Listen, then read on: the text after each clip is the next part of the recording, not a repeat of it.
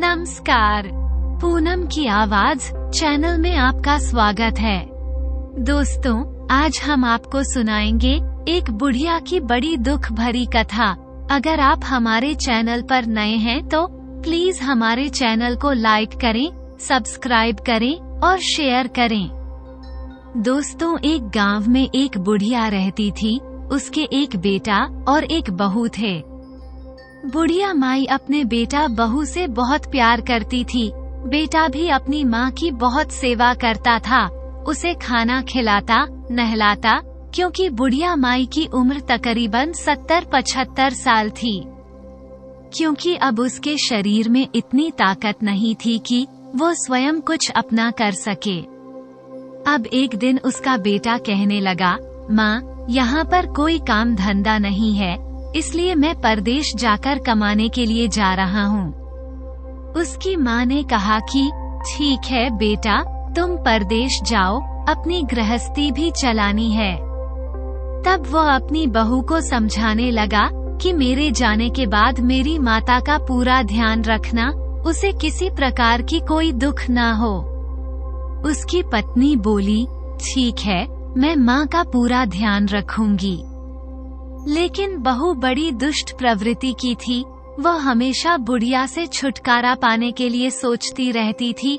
बेटे के आगे तो वह कुछ नहीं कर पाती थी, लेकिन बेटे के जाते ही तो वह अपनी मन मर्जी करने लगी। वह ना तो बुढ़िया का सही से ख्याल रखती थी और ना ही उसे सही से खाना पीने के लिए देती थी। कभी दिन में खाना दे दिया तो रात को नहीं दिया, रात में दे दिया तो दिन में नहीं दिया। ऐसे ही बेचारी बुढ़िया बहुत रोती रहती थी। वो मजबूर थी कि क्या करें। अब कुछ दिन के बाद उसका बेटा परदेश से लौटा तो वो अपनी माँ के पास गया और पूछने लगा, माँ, तुम कैसी हो? तुम्हारी सेवा तो ठीक से हुई है? लेकिन बुढ़िया क्या कहती?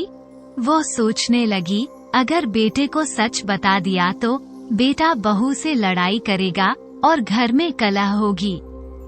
इतने दिनों बाद मेरा बेटा घर आया है, मैं उसकी सुख शांति नहीं भंग करना चाहती। और उसने अपने बेटे को कुछ नहीं बताया और कहने लगी, हाँ बेटा, मेरी बहू ने बहुत सेवा की है। बेटा खुश हो गया और अपनी पत्नी से भी बहुत प्यार से मिला। अब शाम को जब बेटा आया रात को तो पत्नी से बोला कि माँ को खाना खिला दिया? तो पत्नी ने कहा कि हाँ, खिला दिया। तब वो अपनी माँ के पास गया और बोला, माँ, खाना खा लिया? तो माँ कहने लगी, नहीं, मैंने खाना नहीं खाया। तब वो अपनी पत्नी के पास गया और कहने लगा, माँ तो कह रही है खाना नहीं खाया। तब वह बोली, माँ की तो उम्र हो गई है, भूल गई होंगी। मैंने उनको खाना खिला दिया है, आप निश्चिंत रहिए। और सारा काम समेटकर पति पत्नी सोने के लिए चले गए। बुढ़िया बेचारी बहुत देर तक इंतजार करती रही कि शायद बेटा खाना लेकर आएगा। अब वो भूखी भी थी, पूरा दिन उसका निकल गया था। भूख के कारण उसे नींद भी नहीं आ रही थी, उसकी आत्मा कुल बुला रही थी। तब वह देखी कि बहू बेटा सोने चले गए तो वह रोती रोती कहने लगी, बेटा बहू सो गए, आस मेरी टूट गई। निंद्या रानी जाओ, मेरे पास सो जाओ। हे माता रानी, हे प्रभु, ऐसी जिंदगी से तो मुझे उठा ले, अपने पास बुला ले। इस तरीके से वो बोल रही थी तो उसके बेटे को कुछ आवाज सुनाई दी। तब वो कहने लगा, माँ कुछ बोल रही है। तब उसकी पत्नी बात बदलते हुए कहने लगी, कुछ नहीं, तुम्हारी माँ कुछ नहीं कह रही है। वो बोला कि नहीं, कुछ कह रही है। तो बोली कि चलो तुम सुन लो क्या कह रही है। जब उसकी माँ ये कहती कि मेरे पास सो जाओ, अपने पास बुला लो, तब तो पत्नी चुप रहती। और जब वो बीच के शब्द भूलती तो उसकी पत्नी बीच में अटकाव करती, कुछ बातें करने लगती। तो बेटे को बस यही सुनता कि आ जाओ, मेरे पास सो जाओ। मुझे अपने पास बुला लो, यही बेटे को सुनाई देता। तब उसकी पत्नी कहने लगी, वह अपनी पत्नी से कहने लगा कि ऐसी क्या बात है जो माँ इस टाइम ऐसे बोल रही है। तब वह कहने लगी कि अगर आप कह ही रहे हो तो चलो बता देती हूँ, नहीं तो मुझे तो बताते हुए भी बड़ी लज्जा आती है। तुम्हारी माँ इस उम्र में दूसरा विवाह करना चाहती है। वह मुझसे बार बार कहती है कि मुझे भी सहारे की जरूरत है, मुझे अकेला नहीं सोना है, मेरी भी शादी कर दो। मुझे तो कहते हुए बड़ी लज्जा आ रही है। तब उसका बेटा कहने लगा, यह क्या बकवास कर रही हो, मेरी माँ भला ऐसा क्यों बोलेगी। वह कहने लगी, नहीं यही सच है। तब उसे अपनी पत्नी की बातों पर विश्वास हो गया, क्योंकि बेटा भी थोड़ा मूर्ख टाइप का था। उसने अपनी माँ से कुछ नहीं पूछा और अपनी पत्नी से बोला कि सुबह ही मैं माँ का रिश्ता तय करके आता हूँ। वह कहने लगी कि हाँ, इनका रिश्ता कर दो, इनकी शादी कर दो और इन्हें इस घर से विदा करो। अब बेटा एक गांव में जाकर माँ का रिश्ता तय कराया। उसने अपनी माँ से कुछ नहीं बोला और आकर कहने लगा, माँ मैं जो है काम तुम्हारा करी आया हूँ, अब तुम्हें अकेले रहने की जरूरत नहीं है। उसकी माँ ने सोचा शायद मेरा बेटा मेरे पास रहेगा, इसलिए बोल रहा है, तो वो कहने लगी कि ठीक है बेटा, मुझे और क्या चाहिए, मुझे तो बुढ़ापे में सहारा चाहिए। अब वह तो अपने बेटे के लिए बोल रही थी, लेकिन बेटा सोच रहा था माँ तो सचमुच शादी करना चाहती है। वो बोला तो कुछ नहीं। अब उसने रिश्ता तय कर दिया। तय समय पर बारात आ गई। बारात आई तो वो बुढ़िया की बात चारों ओर फैल गई कि बुढ़िया की शादी हो रही है, बुढ़िया की शादी हो रही है। सब लोग अड़ोसी पड़ोसी उसके मुंह पर थूकने लगे, कहने लगे कि नालायक इस उम्र में अपनी माँ की शादी करा रहा है। तो वो कहने लगा कि इसमें मेरी क्या गलती है, मेरी माँ खुद चाह रही है कि उसका विवाह हो, और जो गांव की बड़ी बूढ़ी औरतें थी वे सब उस बुढ़िया के पास गई कि चलो हम इसकी माँ से ही पूछते हैं। अब बुढ़िया माई को तो बेचारी को कुछ पता ही नहीं था कि क्या हो रहा है। तब वो उस बुढ़िया से पूछती है कि जो तुम्हारा बेटा कर रहा है वो सही है क्या। किसी की दादी, किसी की चाची, किसी की ताई जो भी लगती थी, सब उससे पूछने लगे बुढ़िया से कि तुम्हारा बेटा जो तुम्हारे लिए कर रहा है वो सही है। अब बुढ़िया माई सोचती कि मेरा बेटा कोई अच्छा ही काम कर रहा है, अगर मैं मना करूंगी तो मेरे बेटा की तो बड़ी बुराई हो जाएगी, बदनामी हो जाएगी। वो कहने लगी, हाँ मेरा बेटा सही कर रहा है। अब गांव के लोग सब हाथ मलने लगे। बताओ, इस उम्र में बुढ़िया शादी कर रही है। अब सब कहने लगे बड़ी कुलक्ष्मी बुढ़िया है, हम तो बड़ी अच्छी, बड़ी पूजा पाठ वाली समझते थे, बड़े नेक दिल की थी, लेकिन ये तो बड़ी खराब औरत निकली, जो इस उम्र में भी इससे शादी की पड़ी हुई है, खुद से तो संभला नहीं जाता है और यह शादी करेगी। अब बुढ़िया बेचारी को तो कुछ पता ही नहीं था। लोग तरह तरह की बातें बनाने लगे। अब शादी की जब बारात घर पर आ गई तो बुढ़िया माई अपनी बहू से बोली कि बहू, ये किसकी बारात घर पर आई है। तो बुढ़िया की जो बहू थी कहने लगी, अब चुप भी हो जाओ, क्यों ड्रामा कर रही हो, तुम्हारी बारात आई है और किसकी आई है। बुढ़िया माई एकदम से सन्न रह गई। वह कहने लगी, मेरी बारात, भला मैं इस उम्र में शादी करने लायक हूँ जो मेरी बारात आएगी। तब वो कहने लगी कि ज्यादा मत बोलो, अगर तुमने कुछ ज्यादा चूंचा की तो तुम्हारा बेटा जो कह रहा है कि मैं अपनी मृत्यु के लिए तैयार रहना, तुम्हारा बेटा मर जाएगा। उसने मुझे धमकी दी है, वो तुम्हारा विवाह कराना चाहता है। अब बुढ़िया बेचारी डर गई। उसने सोचा कि अगर मैंने कुछ कहा तो मेरा बेटा मर गया तो बड़ी मुश्किल होगी। मेरे बेटे को क्या चढ़ है। अब वह रोने लगी, भगवान से प्रार्थना करने लगी, हे माता रानी, धरती फट जाए, मैं इसमें समा जाऊं। यह मेरे साथ क्या अनर्थ हो रहा है। मैंने कभी किसी का बुरा नहीं किया। मैंने अपनी जिंदगी में कभी किसी का यह नहीं चाहा कि इसका साथ कोई गलत हो। लेकिन आज मेरे साथ ये क्यों गलत हो रहा है? मुझे ऐसे कौन से कर्म की सजा मिल रही है? लेकिन बेचारी बुढ़िया क्या करती, रो पीट कर बैठ गई। उसका बेटा आया और कहने लगा, माँ जल्दी चलो, नहीं तो मुझे अब बहुत बर्दाश्त नहीं हो रहा है। अब जो बुढ़िया फिर डर गई, उसने सोचा कि शादी नहीं करूंगी तो ऐसा ना हो बेटा फांसी लगा ले, मर जाए। वो जाकर चुपचाप मंडप में बैठ गई। अब बुढ़िया की शादी हो गई और बुढ़िया की विदाई होने लगी तो बहू बुढ़िया से कहती है, अगर अपना भला और हमारा भला चाहती हो तो इस घर में कभी मत आना और यहाँ से चली जाओ, अब तुम्हारी शादी हो गई है। बेचारी बुढ़िया रोती हुई डोली में बैठ गई। जो कहार थे वो डोली उठाकर चल दिए। चलते चलते शाम हो गई, अंधेरा घिर आया। अब वे पड़ोस में ही एक गांव था, उस गांव में रुक गए। एक परिवार ने उन्हें पनाह दी कि रात आप यहाँ रुक जाइए, सुबह चले जाना। पहले लोग तो ऐसे ही रुकते थे आसपास में, सबके साथ यही होता था। कोई ऐसा साधन नहीं था सवारी का, तो वे लोग एक घर में रुक गए। जिस घर में वे रुके थे उस घर की जो मालकिन थी, मतलब महिला थी, मुखिया, वो बड़ी आलसी थी। वो कोई भी काम घर में सही से नहीं करती थी, न ही कोई पूजा पाठ करती थी।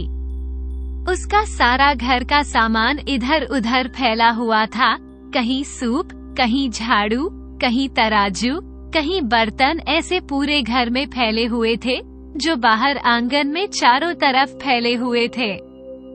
तो बुढ़िया बेचारी एक कोने में बैठकर रोने लगी और अपने बेटे को याद कर करके सोचने लगी कि मेरे कौन से कर्म की सजा मुझे मिली है, जो एक बेटे माँ को अपने बेटे से अलग होना पड़ गया। मैंने तो जीवन जिंदगी के इस पड़ाव में कभी सोचा नहीं था कि मैं अपने बेटे से अलग हो जाऊंगी। अब वो तरह तरह से माता रानी से प्रार्थना करने लगी। तभी सूप और झाड़ू आपस में बातें कर रहे थे, बर्तन भी उनके साथ बोल रहा था। कह रहे थे कि जो ये घर की मालकिन है, इसके पास लक्ष्मी कहाँ से ठहरे, ये कभी हमारी कदर नहीं करती है। देखो मैं चारों तरफ बिखरा पड़ा हूँ। झाड़ू कहने लगी कि ठंड में हमें बाहर फेंक देती है, हम बाहर पड़े रहते हैं। सूप भी कहने लगा कि इस ठंड का टाइम है, हम बाहर पड़े रहते हैं। कोई ऐसा नहीं है जो हमें उठाकर अंदर रख दे। अगर हमें कोई उठाकर अंदर रख देगा तो हम उसे बहुत खूबसूरत बना देंगे। बुढ़िया माई ये सब सुन रही थी।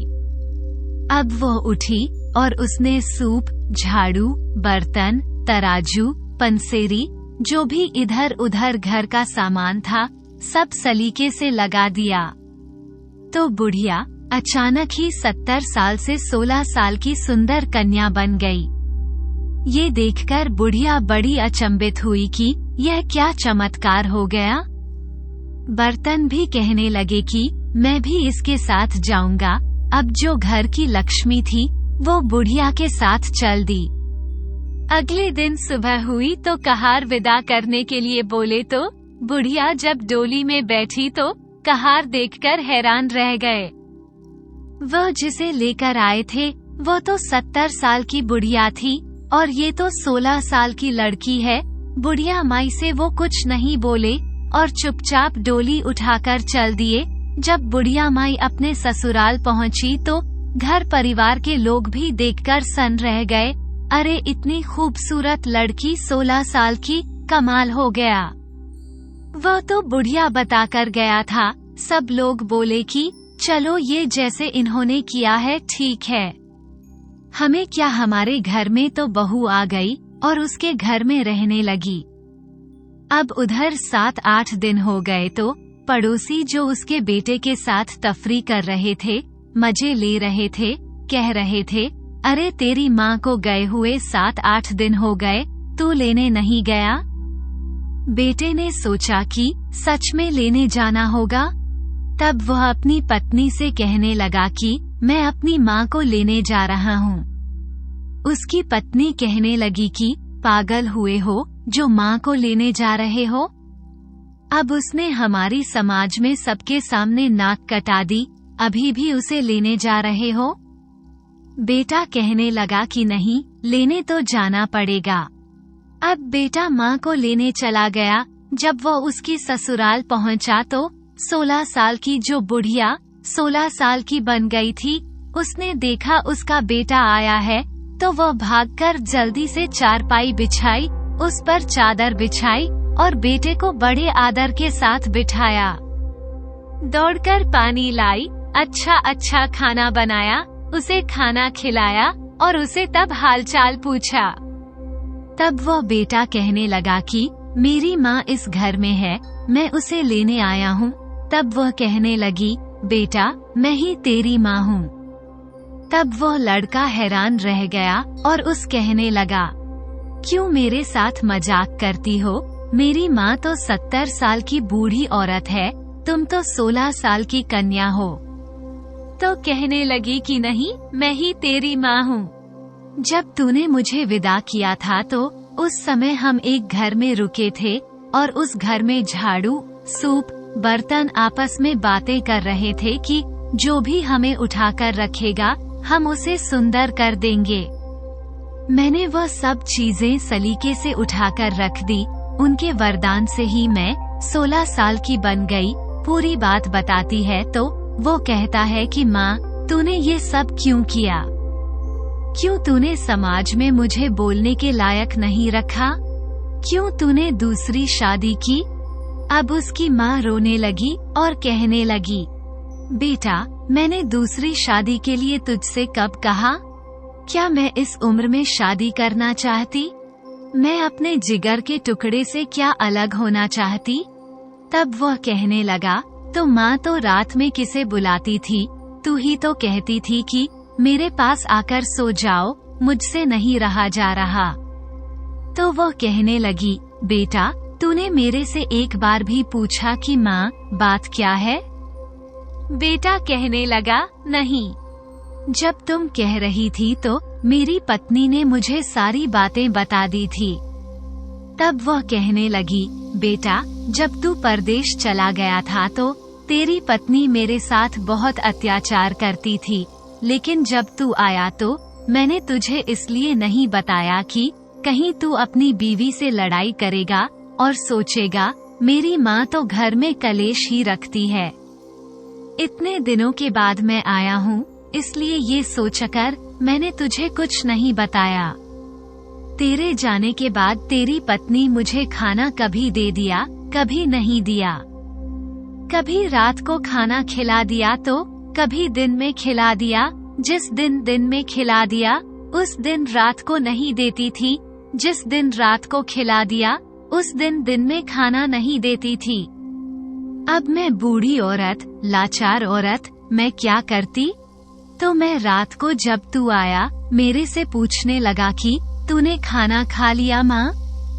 उस दिन भी मैंने खाना नहीं खाया था, तेरी बीवी ने मुझे खाना नहीं दिया था। जब तेरी बीवी ने कहा कि खाना खिला दिया तो तूने मुझसे पूछा नहीं कि माँ तू मना क्यों कर रही है? तुम दोनों तो पति पत्नी सोने चले गए, लेकिन मुझे भूख के मारे नींद नहीं आ रही थी। तब मैं अपने ईश्वर से, अपने भगवान से प्रार्थना कर रही थी कि बहू बेटा तो सो गए, आज मेरी आस टूट गई। निंद्या रानी आ जाओ, मेरे पास सो जाओ। हे प्रभु, इस मिट्टी से मुझे छुटकारा दे दो, अपने पास बुला लो। बस मैं यही आस प्रभु से कर रही थी। जिसे पता नहीं तूने मेरी बातों का क्या अर्थ निकाला। तब वो बड़ा शर्मिंदा हुआ और अपनी माँ के पैरों में गिर गया और कहने लगा, माँ चल तू मेरे साथ चल अभी, और अपनी माँ को लेकर वहाँ से चल दिया और कहने लगा कि आज के बाद मेरी माँ यहाँ नहीं आएगी। अब रास्ते में जाकर वह कहने लगा, माँ इस 16 साल की उम्र में तो मैं तुम्हें नहीं स्वीकार करता हूँ, मुझे तो अपनी पहले जैसी माँ चाहिए। अब बुढ़िया माई माता रानी से बहुत प्रार्थना करती है कि हे माता रानी, मुझे मेरे पहले रूप में दे दो। अब ईश्वर की कृपा से बुढ़िया पहले रूप में आ जाती है।